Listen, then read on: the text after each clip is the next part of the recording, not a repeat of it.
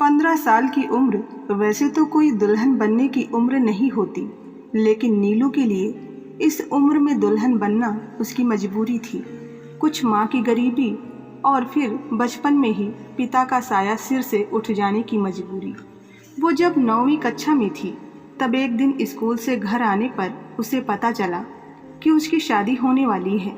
लड़के के 3 भाई हैं, उसके पिता नहीं हैं, लेकिन अपने पीछे इतना छोड़ गए हैं कि तीनों भाई आराम से अपनी जिंदगी बिना किसी परेशानी की गुजर बसर कर सके। अनिक घर का बड़ा बेटा था, इसलिए पिता के ना रहने पर सारी जिम्मेदारी उसी के कांधे पर थी। माँ की बड़ी इच्छा थी कि मरने से पहले वो अपनी बड़ी बहू को देख ले। मौत का क्या भरोसा कब अपने पास बुला ले। जैसे जैसे नीलू बड़ी हो रही थी उसकी माँ की चिंता बढ़ती जा रही थी। अभी तक तो उसने अपनी बेटी को दुनिया की गंदी नज़रों से बचाए रखा था, लेकिन कब तक। वो यही सोचती थी कि कोई अच्छा घर वर मिल जाए तो वो नीलू के हाथ पीले कर अपनी जिम्मेदारियों से मुक्त हो जाए। लेकिन कौन शादी करेगा एक गरीब बिन बाप की बच्ची के साथ। बस दिन रात इसी चिंता से घुली जा रही थी। वो तो भला हो उसकी पड़ोसन जानकी का, जो भगवान सरीखा आकर उसकी बेटी का ब्याह बिना किसी दहेज के अपने रिश्तेदारी में तय करवा दिया। और सिर्फ ब्याह ही तय नहीं करवाया, बल्कि ब्याह के खर्च का सारा भार भी अपने ऊपर लेकर उसे एकदम निश्चिंत कर दिया। अब तो बस वो जल्दी से जल्दी उसके हाथ पीले कर उसके जीवन को खुशियों से भर देना चाहती थी। लड़का नीलू से 8 साल बड़ा था, लेकिन नीलू की माँ को इससे कोई परहेज नहीं था। उन्हें पता था कि अच्छे रिश्ते बड़े भाग्य से मिला करते हैं। विदाई के समय नीलू अपनी माँ से बहुत देर तक लिपट कर रोती रही थी। उसे बस एक ही बात का गम था कि उसके जाने के बाद उसकी माँ को कौन देखेगा। एकदम अकेली पड़ जाएंगी वो। फिर जानकी मौसी ने उसे समझाया था कि तू क्यों चिंता करती है, हम सब हैं ना। तू तो बस अपनी आने वाली ज़िंदगी की सोच और अपने ससुराल वालों की चिंता कर। अब से वही तेरा अपना घर है। बड़ी बहू बनकर जा रही हो तुम वहाँ। अपनी जिम्मेदारियों को अच्छी तरह से निभाना। अपनी सास को कभी शिकायत का मौका मत देना। और वैसे भी कौन सी लड़की होगी जो बिन ब्याही अपने पीहर में बैठी अच्छी लगती होगी। लड़की को एक ना एक दिन तो दूसरों के घर जाना ही पड़ता है। बड़े ही अरमानों से नीलू अपने नए घर में कदम रखती है। सास अपनी सुंदर सी बहू को देखकर निहाल हुई जा रही थी। मुंह दिखाई की रस्म के बाद उन्होंने ना जाने कितनी ही बार नीलू की नज़र उतारी होगी। नीलू को आए 1 हफ्ता बीत चुका था, लेकिन अभी तक अनिक ने नीलू की सूरत तक नहीं देखी थी। उसकी माँ ने उसे नीलू से दूर रहने की सख्त हिदायत जो दी थी। बहू देखने की ललक में वो नीलू को अपने बेटे के लिए ब्याह तो लाई थी, मगर वो जानती थी कि अभी नीलू अपने गृहस्थ जीवन की शुरुआत करने के लिए अपरिपक्व है। इसलिए वो नीलू को अपने कमरे में अपने पास ही रखती थी। अनिक अपनी माँ के इस फैसले से कभी कभी बहुत खींच जाया करता था। ये माँ भी ना, जब नीलू को हमसे दूर ही रखना था तो नाहक ही हमारा ब्याह करवाया, और अगर करवाया भी तो इतनी छोटी लड़की से। क्या उन्हें पहले से नीलू की उम्र पता नहीं थी? चलो दूर रखने का कारण तो समझ में आता है, लेकिन अब ये क्या बात हुई कि अपनी ही पत्नी की सूरत भी नहीं देख सकते। अनिक जब भी उसके घुंघरुओं की आवाज़ सुनता तो उसका मन उसकी एक झलक पाने को बेताब हो उठता, लेकिन माँ के आगे बेबस हो जाता। नीलू बस खाना परोस आती थी उसे, वो भी अपनी सास की उपस्थिति में, और घूंघट डालकर। उसके दोनों देवर यूं तो उससे उम्र में बड़े थे, लेकिन वो उनसे एक माँ की तरह ही व्यवहार करती थी। उसके दोनों देवर भी उसे माँ का ही दर्जा देते थे और उसकी उतनी ही इज्जत करते थे जितनी अपनी माँ की। सास तो अपने आस पड़ोस और रिश्तेदारों से नीलू की सुघड़ता, उसकी सरलता और उसके गुणों का बखान ही करते नहीं थकती थी। उनकी माने तो नीलू खरा सोना थी। उसकी उम्र भले ही कम थी, लेकिन समझदारी और परिपक्वता ऐसी कि बड़ों को भी पीछे छोड़ दे। एक दिन अनिक घर आता है तो माँ को घर पर ना देख भाइयों से पूछता है तो पता चलता है कि माँ पड़ोस में भागवत की कथा सुनने गई हैं। उसे तो जैसे मन मांगी मुराद मिल गई हो। बस फिर क्या था, पहुँच गया वो रसोई घर में। उसे देखकर नीलू अपना घूंघट निकालने लगती है, तभी अनिक उसका हाथ पकड़ लेता है और जैसे ही उसकी नज़र उसकी सूरत पर पड़ती है, कुछ पल के लिए वो अपनी पलकें झपकाना ही भूल जाता है। बड़ी मुश्किल से होश संभाल कर वो उससे कहता है, दूसरों के मुंह से तुम्हारी जितनी तारीफ सुन रखी थी, तुम तो उससे भी ज़्यादा सुंदर हो। बताओ भला, मेरी इतनी सुंदर दुल्हन को हमारी माँ ने हमसे ही छुपा कर रखा है। इतना सुनकर नीलू बस शर्मा कर रह जाती है। इतने में उसके कानों में माँ की आवाज़ सुनाई पड़ती है। घबराकर वो उससे माँ को कुछ भी ना बताने की गुजारिश कर तेजी के साथ रसोई घर से बाहर निकल जाता है। उसकी माँ ने उसे बाहर निकलते देख लिया था, लेकिन उन्होंने ना किसी से कुछ कहा और ना ही किसी को कुछ जताया। बस मन ही मन एक फैसला ले लिया। वो फैसला था नीलू को 3 साल के लिए उसके मायके भेजने का। दूसरे दिन ही उसे पीहर भेजने की तैयारी होने लगती है। अनिक को पता चलता है तो उसे बिल्कुल भी अच्छा नहीं लगता। ये सब सुनकर उसका मन दुखी हो जाता है। भले ही वो उसके नज़दीक नहीं जा पाता था, लेकिन उसे देख तो लेता था, घूंघट में ही सही। उसके पायल के घुंघरुओं की छनकती आवाज़ सुनकर, उसके कलाई की रंग बिरंगी चूड़ियों की खनकार सुनकर अपने आसपास उसके होने के एहसास को कम से कम जी तो लेता था। इन्हीं बातों से उसका मन उदास हो उठा, लेकिन माँ के आगे वो कुछ बोल नहीं सकता था। भरी आंख से उसे छुप कर जाते हुए तब तक देखता रहा जब तक उसका भाई उसे लेकर उसकी आंखों से ओझल नहीं हो गया। ऐसा नहीं था कि नीलू को दुख नहीं था। जाते समय उसकी कातर निगाहें घूंघट की आड़ से जिसे ढूंढने की कोशिश कर रही थी, उसे क्या खबर थी कि वो उससे छुपकर उसे ही देख रहा था। नीलू 3 साल के लिए अपने पीहर आ गई। नीलू की माँ अपनी बेटी के मुंह से उसके ससुराल वालों की बड़ाई सुनकर अपनी बेटी के भाग्य पर हुआरी जा रही थी। नीलू ससुराल में मिले अपने जेवर दिखाने लगती है। जानती हो मम्मी, ये कान की बालियाँ हमें उमा मौसी ने दिया था, और ये पायल मोना मामी ने, और ये कान के टॉप्स देख रही हो, ये बड़ी बुआ ने दिया था, और छोटी बुआ ने गोपाल जी की ये मूर्ति दी थी। कह रही थी कि इन्हें अपने से दूर कभी मत करना, जो भी करना इनका नाम लेकर करना। नीलू की माँ उसकी बातों को बड़े गौर से सुनती जाती और हूँ हूँ करके मुस्कुराती जाती। और ये सोने के कड़े हमें माँ जी ने दिए थे। जानती हो, आते समय उन्होंने मुझे पूरे 1000 रुपये भी दिए थे। कह रही थी, खुलकर खर्च करना, जरा भी कोताही मत करना। समय समय पर देवर जी के हाथ रुपए भिजवाते रहेंगे। नीलू की माँ बोली, इतनी समझदार और भली सास बहुत किस्मत से मिलती है। ज़रूर तेरे पूर्व जन्म के कोई पुण्य रहे होंगे जो तुझे इतना अच्छा घर और परिवार मिला। कह के एक बार फिर से वो उसकी नज़र उतार लेती हैं। नीलू को आए 3 महीने हो चले थे, लेकिन ससुराल की कोई खबर नहीं मिल रही थी। इधर बीते हफ्तों से नीलू का मन बहुत अकुला रहा था। उसे अपने ससुराल की बहुत याद आ रही थी। रह रह कर वो उदास हो जाया करती थी। उसकी मम्मी उसके मन की व्यथा को अच्छे से समझती थी, लेकिन कर भी क्या सकती थी।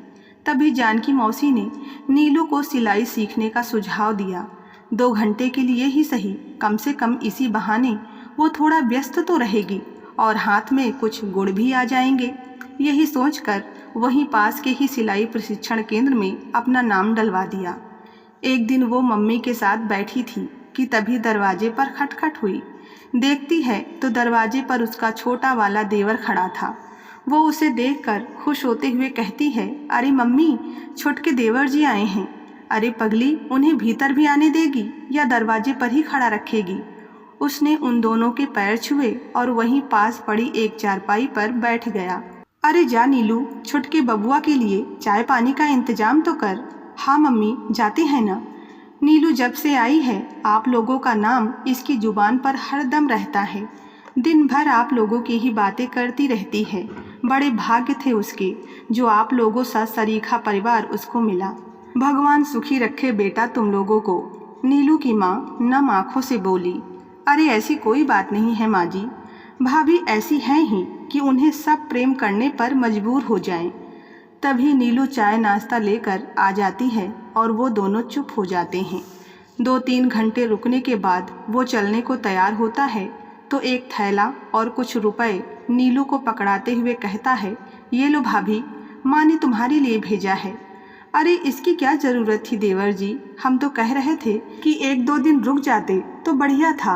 अरे नहीं भाभी, परीक्षा सिर पर है तो पढ़ाई करना भी ज़रूरी है, वरना ज़रूर रुक जाते, लेकिन अगली बार आएंगे तो पक्का रुकेंगे, कहकर उनके पैर छूता है और निकल जाता है। नीलू दरवाजे पर उसे पीछे से जाते हुए तब तक देखती रहती है जब तक वो आंखों से ओझल नहीं हो जाता। वो अंदर आती है तो उसे थैले का ध्यान आता है और वो उत्सुकता में थैला खोलती है। उसमें नीलू के लिए 2 साड़ियाँ, कुछ मिठाई और फल थे। तभी उसमें से एक पत्र निकलकर ज़मीन पर गिर जाता है। नीलू पत्र उठाती है और खोलती है तो उसमें अनिक का नाम लिखा होता है। अनिक का नाम देखते ही उसका कलेजा जोरों से धड़कने लगता है। नीलू अपनी मम्मी को साड़ी दिखा तो रही थी, लेकिन उसका ध्यान उस पत्र पर ही अटका था। रात गहराने लगती है। मम्मी को दिखाने के लिए नीलू भी आंख मूंद कर पड़ी रहती है। जब उसकी मम्मी गहरी नींद में सो जाती है तो धीरे से उठकर अपना बक्सा खोलती है, उसमें से पत्र निकालती है और इस डर से कि कहीं मम्मी उठ ना जाएं, वो पत्र लेकर रसोई घर में चली जाती है। पत्र को खोलते ही उसके दिल की धुकधुकी एक बार फिर बढ़ जाती है। खुद को बड़ी मुश्किल से संभालते हुए पढ़ना शुरू करती है। प्रिय नीलू, आशा करते हैं तुम ठीक होगी। हम तुम्हारे लिए भगवान से तुम्हारी खुशी की दुआ करते हैं। जिस दिन से तुमने हमारे आंगन में पांव रखा है, उसी दिन से तुमने हमारे दिल पर कब्जा कर लिया है। तुम्हारे पायल के घुंघरुओं की आवाज़ सुनकर तुम्हारी एक झलक पाने को मन व्याकुल हो उठता था। बड़ी मुश्किल से दिल को संभाल पाते थे। कभी कभी तो मम्मी पर खींच भी जाते थे। क्या ज़रूरत थी उन्हें हमारा ब्याह करने की, जब उन्हें तुमसे हमें दूर ही रखना था। लेकिन मम्मी की मर्जी जान दिल को समझा लेते थे। इसके अलावा हमारे पास कोई रास्ता भी तो नहीं था। यहाँ तक तो ठीक था। असली लड़ाई तो तब शुरू हुई जब हमने तुम्हारी सूरत देखी। बस उसी दिन से हमारा सुख चैन सब बर्बाद हो गया। अब सोचते हैं ना देखे होते तो ही अच्छा होता। हालत ये है कि कहीं भी जाते हैं, कुछ भी करते हैं तो तुम ही तुम नजर आती हो। तुम हमारे शरीर के रोम रोम में इस कदर समा गई हो कि हम खुद को ही भूल गए हैं। बड़ी मुश्किल से सबसे छुपाकर ये पत्र तुम तक भेज रहे हैं। बस एक ही गुजारिश है कि इस पत्र को अपने दिल से लगा कर रखना। अगर तुम इसे अपने दिल से लगा कर रखोगी तो हमें लगेगा कि तुमने हमें अपने दिल से लगा के रखा है। चलो अभी के लिए इतना ही। अपना ख्याल रखना और हमारे अगले पत्र का इंतज़ार करना। तुम्हारा अनिक। पत्र पढ़कर नीलू के मन का कोना कोना प्रेम रूपी वर्षा से सराबोर हो गया। उसने अनगिनत बार वो पत्र पढ़ा और अनगिनत बार उस पत्र में अनिक को महसूस किया। दिन और महीने बीतते गए, पत्र आते रहे। वो अपने अनिक के प्यार में पूरी तरह से भीगती रही। आखिरकार 3 साल बीत गए और वो दिन आ ही गया जिसके लिए 2 दिल ना जाने कब से अधूरे थे। अपनी नई दुनिया को सजाने का सपना लिए वो ससुराल में कदम रखती है। इन 3 सालों में नीलू का रंग रूप और ज़्यादा निखर गया था। अनिक नीलू का साथ पाकर एक दूसरी ही दुनिया में पहुंच चुका था। चारों तरफ केवल प्रेम ही प्रेम था और उस प्रेम की एकमात्र साक्षी नीलू, जिसका आलिंगन पाने से उसका जीवन मानो धन्य सा हो गया था। उन दोनों का प्यार देख अनिक की माँ खुशी से फूली नहीं समाती थी। देखते देखते 6 महीने कब बीत जाते हैं पता ही नहीं चलता। सास का दुलार, देवरों का सम्मान और पति के प्यार ने नीलू को उड़ने के लिए जैसे एक नया पंख दे दिया था। उसे लगता कि ये वक्त यहीं ठहर जाए और वो इस वक्त को जीती चली जाए। अनिक का इतना प्यार देख कभी कभी तो नीलू डर जाया करती थी। उसने कितनों को ही शादी के कुछ सालों बाद बदलते देखा और सुना था। एक घटना तो उसकी पड़ोस में रह रही रिया जीजी की ही थी। पहले पहल तो उनका पति उनसे बहुत ही प्यार करता था, लेकिन समय के साथ उसका प्यार रिया जीजी के लिए कम होता चला गया। हद तो तब हो गई जब उसने उन पर हाथ उठाना भी शुरू कर दिया और फिर तो ये उसका रोज का ही ढर्रा हो गया। हर रोज कोई ना कोई कमी वो रिया जीजी में निकाल ही दिया करता था और उन्हें मारने का एक भी मौका हाथ से जाने नहीं देता था। नीलू जब जब ये सब कुछ सोचती तो रिया जीजी का मासूम चेहरा उसकी आंखों में तैर जाता और वो डर जाती। दिन रात भगवान से वो बस यही प्रार्थना करती कि हे प्रभु, इनके दिल में हमारे लिए प्यार हमेशा ऐसे ही बनाए रखना। समय धीरे धीरे बीत रहा था, सब कुछ ठीक ठाक चल रहा था। अनिक की माँ को भी लगता था कि अब नीलू के माँ बनने में कोई हर्ज नहीं है। उन्होंने इस दौरान कई बार नीलू से इस बारे में खुलकर बात भी की। क्यों बहू, अब हमें दादी बनने का सुख कब दे रही हो? उनकी बातों को सुन नीलू बस शर्मा कर रह जाती। समय पंख लगाकर अपनी गति से उड़ता जा रहा था। कहते हैं बुरा वक्त जल्दी नहीं कटता और अच्छा वक्त कब बीत जाता है पता ही नहीं चलता। बस यही नीलू के साथ भी था।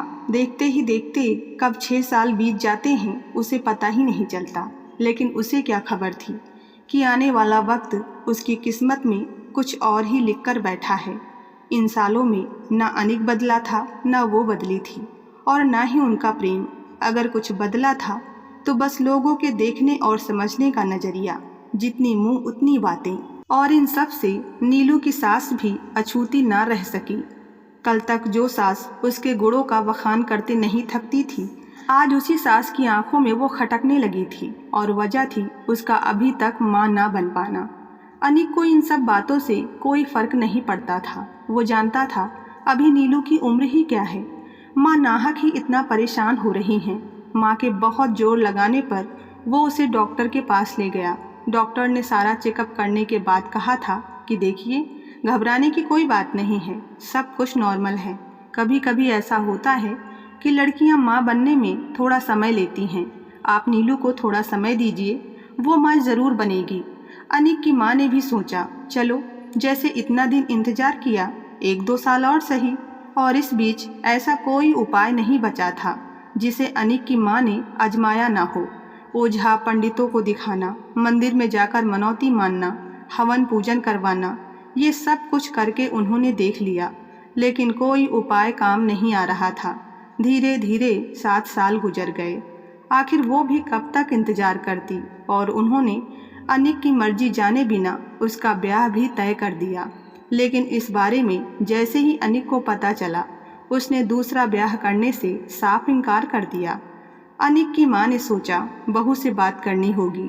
वो नीलू को समझाने के इरादे से उसके पास जाती है।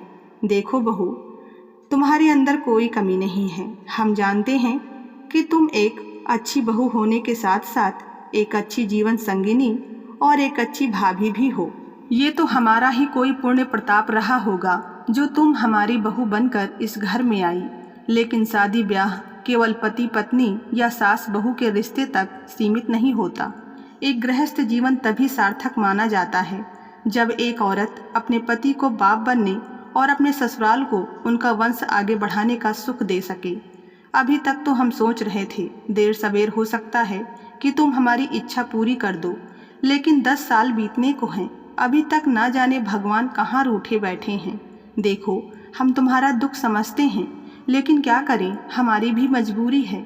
हम नहीं चाहते कि हमारे अनिक को कोई बिन औलाद का कहे, और हमें पता है कि तुम भी ये नहीं चाहती होगी। अब हमारी बात तो अनिक सुन नहीं रहा, लेकिन हमें विश्वास है कि तुम उसे ज़रूर मना लोगी। वो तुमसे इतना प्रेम करता है कि तुम्हारी बात कभी टाल ही नहीं सकता। उसे उसके दूसरे ब्याह के लिए राजी कर लो, बड़ा उपकार होगा तुम्हारा हम पर। देखो, हम तुम्हारे आगे हाथ जोड़ते हैं। ये आप क्या कर रही हैं माँ जी? आपको हमें हाथ जोड़ने की कोई ज़रूरत नहीं है, हम बात करेंगे इनसे। जुग जुग जियो बहू, नीलू ने अपनी सास से कह तो दिया, लेकिन ये वही जानती थी कि जिसे उसकी सास ने इतनी आसानी से कह दिया, वो उसके लिए मौत को गले लगाने से कम नहीं था। उसकी आंखों से आंसुओं की धारा फूट निकली। उसे कुछ समझ नहीं आ रहा था कि वो करे तो क्या करे। और तभी उसे अपनी बुआ सास की वो बात याद आती है जो उन्होंने उसे गोपाल जी की मूर्ति देते हुए उससे कही थी, जब कोई रास्ता नजर ना आए तो इनको पुकारना, ये ज़रूर कोई ना कोई मार्ग दिखाएंगे। वो गोपाल जी की मूर्ति हाथ में लेती है और उनसे शिकायत भरे लहजे में कहती है, ये हमें किन 2 राहों पर लाकर खड़ा कर दिया है प्रभु, अब आप ही बताओ हम क्या करें। कौन पत्नी अपने मुंह से अपने ही पति से उसके दूसरे ब्याह की बात करेगी, और वो भी ऐसा पति जो उसे इतना चाहता हो। आपने हमें औरत तो बनाया, लेकिन पूरी औरत बनाना भूल गए। माँ बनने के बाद ही एक स्त्री संपूर्ण होती है। प्रभु, हमने आज तक आपसे कुछ नहीं मांगा, जैसे इतना दिया है वैसे ही एक कृपा और कर दो। प्रभु, या तो हमारी झोली ममता से भर दो या तो हमें मौत दे दो। इतना कहकर नीलू फूट फूट कर रोने लगती है। ठीक उसी समय अनिक के आने की आहट सुन वो रोना बंद कर अपने आंसुओं को जल्दी जल्दी पोंछने लगती है। अनिक कहता है, तुम रो रही हो नीलू? क्या हम जान सकते हैं तुम्हारी इन खूबसूरत आंखों में ये आंसुओं का सैलाब क्यों है? नीलू बोली, आपको क्या लगता है हमें पता नहीं है कि अंदर ही अंदर आपको पिता ना बनने का दुख कितना सताता होगा? कितनी अभागन हूँ मैं जो आपको एक पिता बनने का सुख भी ना दे पाई। किसने कहा तुम अभागन हो? तुम तो वो दिया हो जिसके प्रकाश से हमारा जीवन प्रकाशित है। जी, कहने और होने में फर्क होता है। अच्छा, एक बात पूछी हम आपसे? पूछो। आप हमसे प्यार तो करते हैं ना? क्या इस बात के लिए भी तुम्हें हम पर शंका है? जी, शंका नहीं, डर है। कैसा डर? अगर हम आपसे कुछ मांगें तो आप इनकार न कर दें। ये भी कोई कहने वाली बात है नीलू? हमारा सब कुछ तुम्हारा ही तो है। नहीं, पहले आप वादा करिए कि हम जो मांगेंगे आप देंगे। अगर हमारे बस में रहा तो ज़रूर देंगे। हम चाहते हैं कि आप दूसरा ब्याह कर लो। ये तुम क्या कह रही हो नीलू? हम ऐसा हरगिज नहीं कर सकते। क्यों नहीं कर सकते? आखिर हमने आपको आज तक दुख के सिवाय दिया ही क्या है? तुम्हें बाप बनने का गौरव नहीं दे पाई। अनिक ने नीलू की बात को बीच में काटते हुए कहा, हमें इससे कोई फर्क नहीं पड़ता। आपको नहीं पड़ता होगा लेकिन हमें पड़ता है। इसलिए हम चाहते हैं कि आप दूसरा ब्याह कर लो। अपने लिए ना सही, इस परिवार के लिए, माँ जी के लिए, हमारे लिए। तुम ऐसा सोच भी कैसे सकती हो कि हम तुम्हारे अलावा किसी और को अपनी ज़िंदगी में लाने के बारे में सोच भी सकते हैं? क्या इसी दिन के लिए हम तुम्हें ब्याह कर लाए थे? तुम्हारे साथ फेरे लेते समय 7 वचन भी लिए थे। हमें कोई बच्चा नहीं है तो इसमें तुम्हारा क्या दोष? क्या एक औरत का अस्तित्व एक बच्चे तक ही सिमट कर रह जाता है? उसका खुद का कोई वजूद नहीं होता? बच्चे तो भगवान की देन होते हैं। उसके लिए कोई स्त्री कैसे जिम्मेदार हो सकती है? बच्चे आदमी औरत दोनों के भाग्य से होते हैं। और ये भी तो हो सकता है कि हमारे ही भाग्य में संतान का सुख ना हो।